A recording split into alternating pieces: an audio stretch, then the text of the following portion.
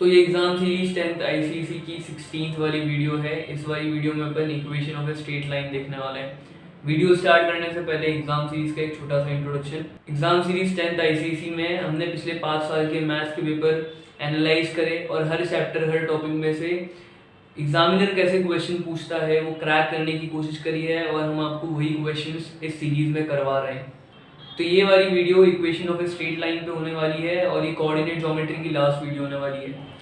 इस वाली वीडियो के साथ अपन 78 मार्क्स कवर कर लेंगे। जो गलती मेरे से पिछली वीडियो में हो गई थी कि अपन 80 मार्क्स कर रहे थे, लेकिन पूरा 110 मार्क्स कवर करने हैं अपने को, क्योंकि 4 क्वेश्चंस आपके सेक्शन ए में से आते हैं और 7 क्वेश्चंस आपके सेक्शन बी में से आते हैं। हर क्वेश्चन 10 मार्क का होता है, तो अपन 110 मार्क्स कवर कर रहे हैं। इस वाली वीडियो के साथ अपन 78 मार्क्स कवर कर लेंगे एग्जाम सीरीज में। वीडियो को आखिरी तक देखना। हर एग्जाम सीरीज की वीडियो में मैंने लास्ट में कुछ ऐसे पॉइंट्स बताए जो आपकी मिस्टेक्स की प्रोबेबिलिटी उस टॉपिक में कम कर देंगे। अगर आप उज्जैन में कहीं रहते हो और 10th आईसीएसई में पढ़ते हो तो कांटेक्ट करो मेरे को। यहाँ पे फ्रीगंज में मेरी फ्री क्लासेस चल रही हैं 3 से 4 के बीच में। यहाँ पे भी अपन एग्जाम सीरीज पे ही फोकस करने वाले हैं। वीडियो को दोस्तों में शेयर कर दो, एग्जाम ज़्यादा दूर नहीं है। अब लाइक कर दो वीडियो को, चैनल को सब्सक्राइब कर दो। जो भी आपके डाउट्स आए नीचे कमेंट में डाल दो। चलो अब स्टार्ट करते हैं। तो टॉपिक का एक छोटा सा इंट्रोडक्शन ले लेते हैं। पहली चीज़ जो आपको है inclination and slope of A line, कि अगर आपके पास एक लाइन है ए बी और वो एक्स एक्सिस को कट कर रही है इस वाले पॉइंट पे, पॉइंट को नाम दे देते हैं अपन एन एम, तो ए बी और पॉजिटिव एक्स एक्सिस ये जो एंगल बनाएगी वो है ए बी का इंक्लाइनेशन। थीटा है यहाँ पे, थीटा इज इंक्लाइनेशन। और अगर इस एंगल का अपन टेंजेंट निकाले तो टेन थीटा आपका स्लोप होगा। इसको स्लोप भी बोलते हैं, ग्रेडियंट भी बोलते हैं, लेकिन आपकी बुक में जो भी क्वेश्चंस आए हैं मोस्टली उसमें स्लोप ही यूज हुआ है। तो ये 2 कॉन्सेप्ट्स हैं। तो अगली चीज़ है अपने पास इंटरसेप्ट, कि अगर आपकी एक लाइन है ए बी और वो एक्स एक्सिस को काटती है, इंटरसेक्ट करती है पॉइंट ए पे, वाई एक्सिस को इंटरसेक्ट करती है पॉइंट बी पे, तो अगर आपकी ओरिजिन और ए की डिस्टेंस है ए और ओरिजिन और बी की डिस्टेंस है बी, तो आपका एक्स इंटरसेप्ट होगा ए और वाई इंटरसेप्ट आपका होगा बी। अभी ये पॉजिटिव डायरेक्शन में कर रही थी तो इनके इंटरसेप्ट भी पॉजिटिव है। अगर सपोज करो कि कुछ ऐसा होता जहाँ पे आपकी एक्स एक्सिस नेगेटिव होती तो इसका एक्स इंटरसेप्ट होता -a और वाई तो अभी भी प्लस ही है। तो साइन पे डिपेंड करता है ये। इंटरसेप्ट आपकी इक्वेशन में भी काम में आएगा। इतना कर लो आप, फिर अपन अगली चीज पे आते हैं। तो अब अपन समझ लेते हैं equation of a straight line, main वाला टॉपिक। क्या होता है equation of a straight line? कि अगर आपकी लाइन है एक, उस पर इनफाइनाइट पॉइंट्स लाया करते हैं और उन पॉइंट्स के बीच में जो आपके एक्स कोऑर्डिनेट और वाई कोऑर्डिनेट होंगे उसके बीच में जो सिंपल रिलेशन होता है ना, वो होगी आपकी equation of a straight line. अपन समझने की कोशिश करते हैं एक एग्जांपल से कि ये आपका कोऑर्डिनेट प्लान, और अगर मैं आपको एक लाइन दूं यहाँ पे जो ओरिजिन से पास होती है और इसके कोऑर्डिनेट्स हैं 1, 1, 2, 2, -1, -1, तो ये जो स्ट्रेट लाइन है इसमें अपन इजीली कोऑर्डिनेट्स के बीच में एक रिलेशन देख सकते हैं। यहाँ पे कोऑर्डिनेट के बीच में रिलेशन है कि जो आपका एक्स कोऑर्डिनेट है वो इक्वल है आपका वाई कोऑर्डिनेट के। तो ये जो सिंपल रिलेशन है ना, ये इस स्ट्रेट लाइन की इक्वेशन है और अपन चैप्टर में भी यही फाइंड करने वाले हैं कि स्ट्रेट लाइन की इक्वेशन कैसे फाइंड करी जाए। चलो तो स्टार्ट करते हैं। आपको 3 फॉर्म दिए हुए हैं आपकी बुक में। पहला है स्लोप इंटरसेप्ट फॉर्म, कि अगर आपको एक स्ट्रेट लाइन दी हुई है उसका आपके पास स्लोप है, वाई इंटरसेप्ट है, एक्स नहीं वाई इंटरसेप्ट है, तो आप उसकी इक्वेशन फाइंड कर सकते हो y = mx + c। y और x यहाँ पे हमेशा कांस्टेंट रहेंगे, आपको वैल्यू पुट करनी पड़ेगी m और c की। तो ये पहला वाला था।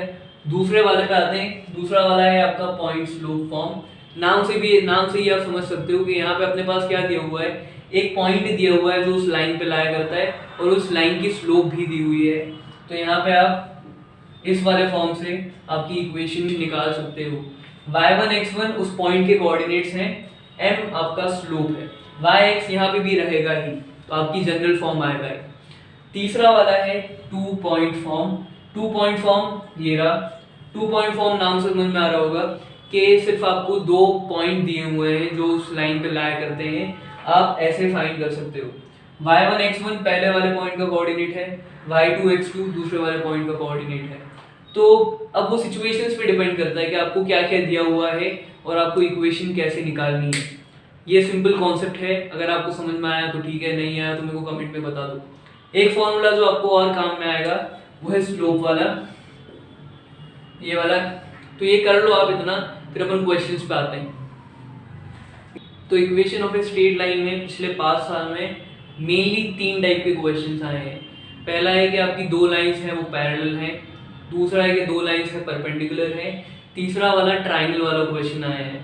तो अपन ऐसे 2 क्वेश्चंस लेने वाले हैं जिसमें ये तीनों चीज़ें कवर हो जाए, आपको समझ भी आ जाए कि कॉन्सेप्ट कैसे अप्लाई करना है। स्टार्ट करते हैं। पहला क्वेश्चन 2020 में आया था, ये है find the value of p if the lines are perpendicular to each other. चलो, तो पहली लाइन की इक्वेशन आपको दे रखी है 5x - 3y + 2 = 0, और दूसरी है आपकी 6x - py + 7 = 0। तो ये जो 2 लाइंस हैं एक दूसरे के परपेंडिकुलर हैं। आगे बढ़ते हैं और आपको p की वैल्यू फाइंड करनी है। तो पहले p की वैल्यू फाइंड कर लेते हैं, कैसे करना है। तो एक बात समझ लो आप कि अगर जब आपकी 2 लाइंस पैरेलल हैं, कि ये आपका कोऑर्डिनेट प्लान और 2 लाइन आपकी पैरेलल हैं, तो पैरेलल में करस्पॉन्डिंग एंगल्स इक्वल होते हैं, एंगल ऑफ इंक्लिनेशन आपका इक्वल होगा, मतलब जो आपका वो टेंजेंट था, स्लोप था, वो भी इक्वल होगा।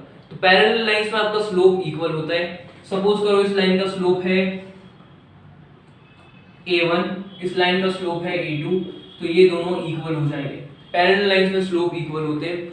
और अगर 2 लाइंस हैं, इनके बीच में 90 डिग्री बन रहा है, तो इनके जो स्लोप का प्रोडक्ट है वो -1 होगा। -1 कैसे होगा ये अपन बाद में देख लेंगे कभी, अभी आप इतना ही समझ लो कि अगर इसका स्लोप है a1, इसका स्लोप है a2, तो a1 टाइम्स a2 ये प्रोडक्ट आपका -1 होगा। यही वाली चीज जो है ना परपेंडिकुलर वाली, क्योंकि यहाँ पे अपने दोनों लाइंस परपेंडिकुलर दे रखी है, ये अपन अप्लाई करने वाले हैं। इसको हटाते हैं पहले। चलो, तो पहली आपकी इक्वेशन है ये, इसमें आपके पास सब दे रखा है, तो अपन यहाँ से स्लोप निकाल सकते हैं। तो मैं यहाँ पे आपका स्लोप इंटरसेप्ट फॉर्म लिखने वाला हूँ। स्लोप इंटरसेप्ट फॉर्म है आपका y = mx + c।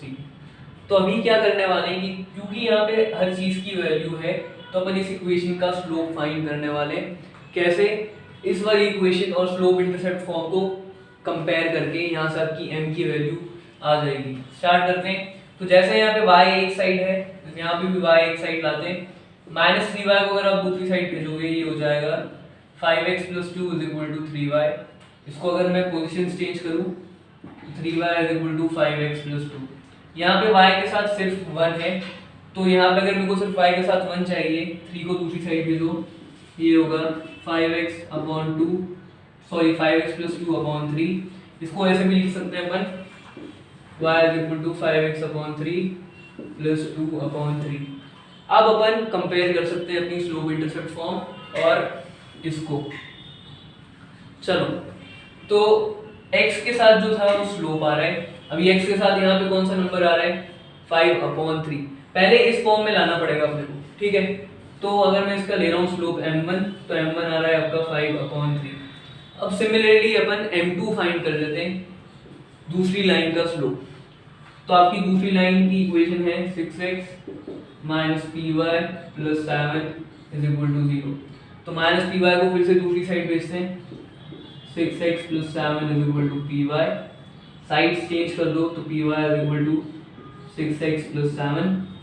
y के साथ सिर्फ 1 है, तो p को दूसरी साइड भेज देते हैं अपन, y = 6x + 7/p। इसको भी ऐसे लिख देंगे अपन, 6/px + 7/p। अगर ये आप पहली बार कर रहे हो तो हो सकता है ये थोड़ा ज़्यादा कंफ्यूजिंग हो एज कम्पेयर टू रिफ्लेक्शन और सेक्शन फॉर्मूला। तो जो भी आपके डाउट्स आए कमेंट में डाल दो, मैं मेरा एक्सप्लेनेशन अच्छा करना चाहता हूँ यहाँ पे। चलो, तो इस वाली आपकी जो दूसरी इक्वेशन है उसका स्लोप हो जाएगा m2, और m2 की वैल्यू है अभी x के साथ आ रहा है आपका 6/p। क्वेश्चन में दोनों लाइंस का स्लोप दोनों लाइंस परपेंडिकुलर दे रखी है, मतलब दोनों लाइंस का प्रोडक्ट -1 के इक्वल होगा। तो m1 times m2 is equal to -1। तो m1 और m2 की वैल्यू पुट करते हैं, यहाँ से आपकी p की वैल्यू आ जाएगी और इसीलिए अपन ने दोनों इक्वेशंस की स्लोप्स फाइंड करें। m1 की जगह आएगा 5/3, m2 की जगह आएगा 6/p इज इक्वल टू -1। 3 और 6 कैंसिल हुए, यहाँ 2। 5 times 2 10/p is equal to -1। p को यहाँ भेजो, -1 को यहाँ लाओ, p की वैल्यू आ गई -10। तो फर्स्ट वाला पार्ट आपका यहाँ सॉल्व हो गया। p फाइंड करना था, इतना कर लो, क्वेश्चन यहाँ खत्म नहीं हुआ। फिर आगे बढ़ते हैं अपन। चलो तो क्वेश्चन में आगे बढ़ते हैं। आगे है आपका hence find the equation of a line passing through -2, -1।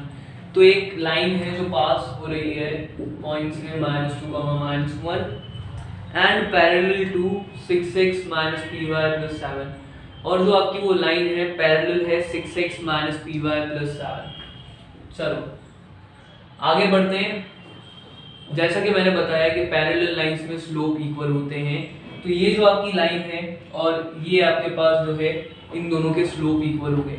इसका स्लोप अपन इजीली फाइंड कर सकते हैं। अब तो आपकी m2 की वैल्यू आई थी 6/p, p फाइंड कर लिया -10, तो आपका m2 आ जाएगा 3/-5 या फिर -3/5। तो इस वाली लाइन का स्लोप है -3/5। अपन अब इस वाली लाइन का स्लोप फाइंड कर लेते हैं, क्योंकि दोनों पैरेलल हैं तो स्लोप इक्वल ही होगा।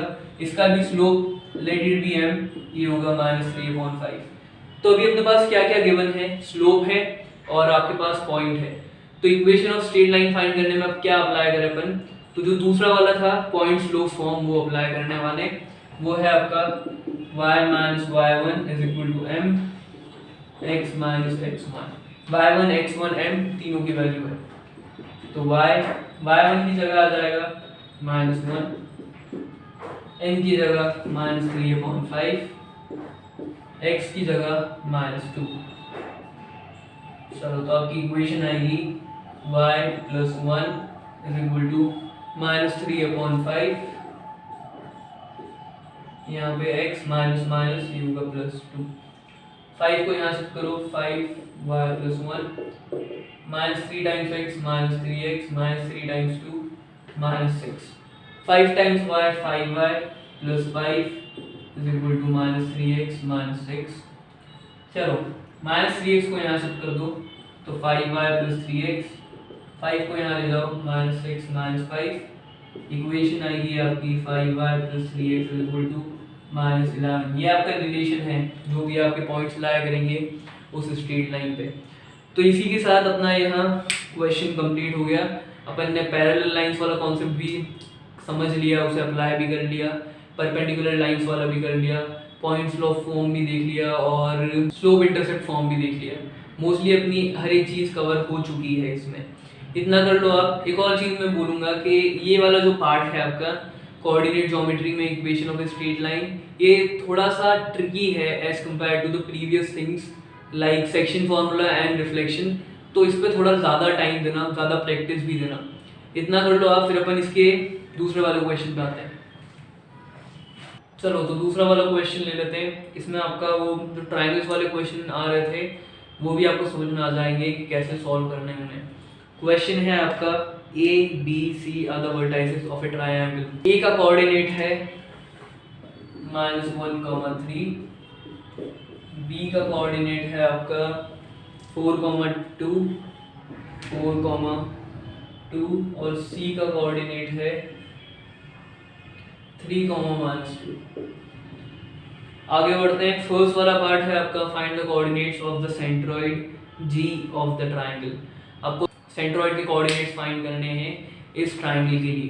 तो सेंट्रॉइड समझ लेते हैं अपन क्या होता है कि अगर ये आपका एक ट्रायंगल है और इस वाले पॉइंट से अगर मैं मीडियन ड्रॉ कर रहा हूँ ऑपोजिट लाइन पे, मीडियन ऐसी लाइन जो इस लाइन को हाफ हाफ डिवाइड कर दे। अगर ये 10 है तो ये वाला पार्ट 5, ये वाला पार्ट 5, ये होती है मीडियन। इस वाले पॉइंट से ऑपोजिट लाइन पे मीडियन ड्रॉ करूँ और इस वाले पॉइंट से भी ऑपोजिट लाइन पे मीडियन ड्रॉ करूँ। ये तीनों लाइन जहाँ इंटरसेक्ट हो रही है इसको बोलते हैं मीडियन। चलो तो क्वेश्चन में अभी वो ही फाइंड करना है। मीडियन को उन्होंने नाम दे रखा है जी। तो मीडियन निकालने का एक सिंपल फॉर्मूला है, आप उसे डिराइव कर सकते हो सेक्शन फॉर्मूला से। फॉर्मूला है आपका g is equal to x1 plus x2 plus x3 upon 3, यहाँ पे y1 plus y2 plus y3 upon 3। x1 x2 x3 y1 y2 y3 ये क्या है, ये अपने कोऑर्डिनेट्स हैं ट्राइंगल के। ये आपका हो जाएगा x1 y1, b हो जाएगा x2 y2, c हो जाएगा x3 y3। तो g आपका सिंपली निकल जाएगा। ये फॉर्मूला याद रख लेना। एक ऐसा क्वेश्चन आपका सेक्शन फॉर्मूला में भी आ सकता है जो सिर्फ सेक्शन फॉर्मूला में ही आए, उसमें कुछ ऐसा पार्ट ना हो जो equation of the straight line में हो। मैंने ये पिछले वाली वीडियो में बोला भी था कि सेक्शन फॉर्मूला के कुछ क्वेश्चंस के पार्ट आपके इक्वेशन ऑफ स्ट्रेट लाइन में भी आए हैं। वो एक ऐसा क्वेश्चन ये है। इनकी वैल्यू पुट करते हैं अब। x1 की जगह -1, x2 की जगह 4, तो x3 की जगह 3 अपॉन 3, y1 की जगह 3 प्लस 2 और y3 की जगह -2 अपॉन 3। जी ये आएगा -1 प्लस 4 प्लस 3, इसको सॉल्व करने पे आएगा 6 अपॉन 3। 3 प्लस 2 -2, इसको सॉल्व करने पे आएगा 3 अपॉन 3। आपका साइंट्रॉइड हो जाएगा 2, 1। चलो तो फर्स्ट वाला पार्ट इजीली हो गया, इतना कर लो आप। फिर अपन इसके दूसरे वाले पार्ट पे आते हैं। क्वेश्चन के दूसरे और लास्ट पार्ट पे आते हैं। ये है find the equation of the line through G and parallel to AC। चलो तो आपकी एक लाइन है जो G से पास हो रही है और वो जो लाइन है वो AC के पैरेलल है, ठीक है। तो अपने पास अभी तक G के कोऑर्डिनेट आ चुके हैं। G का कोऑर्डिनेट है आपका 2, 1। अब सिर्फ एक कोऑर्डिनेट हो और आपको इक्वेशन निकालनी है तो वो इनफ नहीं है, आपको स्लोप चाहिए या फिर कोई सा दूसरा कोऑर्डिनेट चाहिए। तो अपन क्या करने वाले हैं, दूसरा कोऑर्डिनेट निकालना तो पॉसिबल नहीं होगा, अपन स्लोप निकालने वाले हैं इस वाली लाइन का। कौन से कंसेप्ट से, पैरेलल लाइंस वाले के। अगर दो लाइंस पैरेलल है तो इनके स्लोप इक्वल होंगे। अभी ये जो लाइन पास हो रही है, let this line be MN, तो MN पैरेलल है आपकी AC के, जैसा कि उन्होंने क्वेश्चन में दे रखा है। तो स्लोप जो होगा AC का, लेट इट बी M2, वो इक्वल होगा MN के स्लोप M1 से। तो अपन AC का स्लोप इजीली निकाल सकते हैं, जो मैंने फॉर्मूला वहां पहले बताया था वो अप्लाई करके। फॉर्मूला होगा आपका y2 minus y1 upon x2 minus x1। चलो इस वाले केस में ये है आपका x1 y1, ये है x2 y2, a x1 y1, c x2 y2। Value put करके अपन स्लोप निकाल लेते हैं। चलो तो m is equal to y2 की जगह -2, y1 की जगह -1, फिर x2 की जगह 3, x1 की जगह सॉरी y1 की जगह है यहाँ 3, ये मिस्टेक आप मत करना, ध्यान रखना। x1 की जगह -1, चलो -1 तो था ही पहले से। तो आपका स्लोप आ जाएगा M2 -2 -3, ये होगा आपका -5, 3 + 1, स्लोप आपका आएगा -5/4। तो ये स्लोप आपका आ गया और यही आपका M1 के भी इक्वल होगा जो लाइन आपकी G के थ्रू पास हो रही है। तो अभी अपने पास एक स्लोप है और सेंट्रोइड का कोऑर्डिनेट है, अपन इक्वेशन इजीली निकाल सकते हैं। इतना कर लो आप, फिर अपन आगे बढ़ते हैं। तो आपके पास कोऑर्डिनेट आ गया, स्लोप है, पॉइंट स्लोप फॉर्म से अपन इक्वेशन निकाल सकते हैं। चलो तो पॉइंट स्लोप फॉर्म होता है आपका y minus y1 is equal to m x minus x1। y1 की जगह g का y कोऑर्डिनेट है 1, m है आपका -5/4, x है x तो x ही रहेगा, x1 की जगह आएगा 2, तो y minus 1 is equal to -5 times 4 -5x -5 times -2 plus 10/4। इस 4 को यहाँ शिफ्ट कर देते हैं, इसको हटा लो साइड में से। तो 4 times y minus 1 is equal to minus 5x plus 10, 4 times y 4y, 4 times minus 1 minus 4 is equal to minus 5x plus 10। Minus 5x को यहाँ लाओ, माइनस 4 को दूसरी साइड भेजो, इक्वेशन हो जाएगी आपकी 4y plus 5x is equal to 14। Equation आ गई आपके। मोस्टली हर कॉन्सेप्ट यहाँ क्लियर हो गए इक्वेशन ऑफ स्ट्रेट लाइन के। जिस टाइप के आपके क्वेश्चंस आए थे पिछले 5 साल में, ऑलमोस्ट अपन ने हर चीज़ कवर कर ली है उसमें से। इतना कर लो आप, फिर अपन इंपॉर्टेंट पॉइंट्स पे आते हैं। तो इंपॉर्टेंट पॉइंट्स टू रिमेंबर। पहला point equation of straight line में कि अगर आपको कोऑर्डिनेट ज्योमेट्री में से कोई सा क्वेश्चन छोड़ना है तो इस वाले टॉपिक पे ज़्यादा ध्यान देना छोड़ने के लिए, क्योंकि जो दूसरे 2 टॉपिक्स हैं वो कंपैरेटिवली बहुत ज़्यादा इजी है। अगर ये वाला टॉपिक भी आपका इजी है, अगर आपके कॉन्सेप्ट्स क्लियर हो और आपने प्रैक्टिस अच्छी कर रखी हो, नहीं तो आप छोड़ना चाहो तो ये सेक्शन बी में से ही आते हैं कुछ क्वेश्चंस, तो आप छोड़ सकते हो। दूसरा वाला पॉइंट, इसमें थोड़े फॉर्मूला भी ज़्यादा हैं, तो फॉर्मूला अच्छे से याद कर लेना। आप डिराइव कर सकते हो, बहुत अच्छी बात है, लेकिन एग्जाम में इतना टाइम होता नहीं है कि आप डिराइव करने बैठो फॉर्मूला को, तो याद कर लो, ज़्यादा अच्छा रहेगा। एक और चीज़, फॉर्मूला में वैल्यू कैसे पुट करनी है वो भी एक अच्छा पार्ट है, क्योंकि जैसे मैंने मिस्टेक कर दी थी बीच में ही, गलत वैल्यू पुट कर दी थी, y कोऑर्डिनेट की जगह x कोऑर्डिनेट की वैल्यू पुट कर दी थी, इसका भी ध्यान रखना। और ये क्वेश्चन करने के बाद उसी टाइम पे चेक कर लो, ज़्यादा अच्छा रहेगा। तो इसी के साथ ये वीडियो ख़त्म, अपना कोऑर्डिनेट ज्योमेट्री वाला टॉपिक भी ख़त्म कर लो इतना। अगली वीडियो में मिलते हैं, गुड बाय।